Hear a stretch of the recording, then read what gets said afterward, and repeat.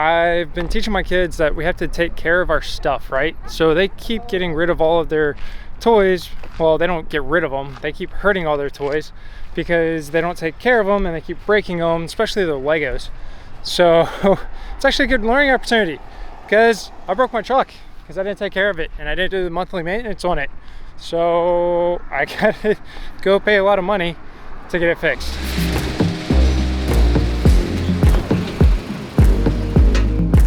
So early last week, I come home from work and I park in the garage and everything's fine. And I wake up the next morning and I go to turn on the truck and it's dead. And I check all the lights and everything and nothing had been flipped over. I thought one or two might have been, but nothing was bad. But it no worky. So I pop the hood and I look at the battery and it's just corroded, like so bad. You can't even believe what had happened. And it was just mind-boggling. So I'm like, all right, I'll fix this. I go to AutoZone. It takes me like a day and a half to get the right part in. And I get a new battery and I go to switch it out, and new cars are like this just masterpiece of funkery.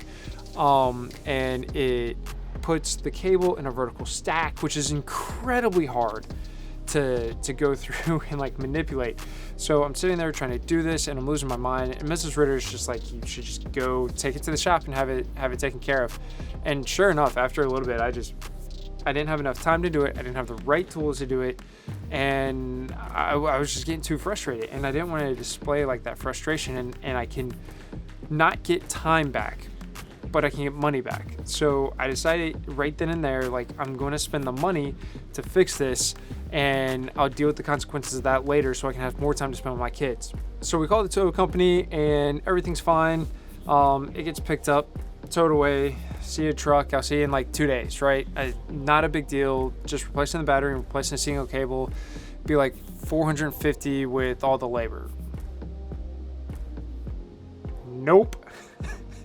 They call us back the next day and they're like, it's going to be $3,000 because we have to replace the wiring harness and the truck engine. And I'm like, you got to replace the entire wiring harness? You have to replace every single wire in my engine, plus all the clips and the clamps and everything else. The wiring harness is like everything. Like, you better like use Barkeeper's Friend on my engine and make it sparkle and clean and shine for $3,000 in there.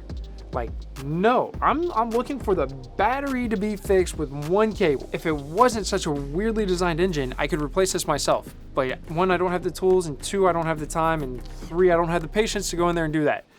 So we're just going to have to call them back and figure out what the heck they want. 3 days later. And so we called them back, and it was a multi-day saga, and Mrs. Ritter was a champ through all this. Like, I'm at work and I'm in meetings and I can't take care of it just by myself. So I'm calling in the teammate and I'm calling in my best friend to take care of this. She did great. And we also decided to make this into a learning experience where it's like, hey, remember when we said you got to take care of your toys or else they're just going to go away or disappear?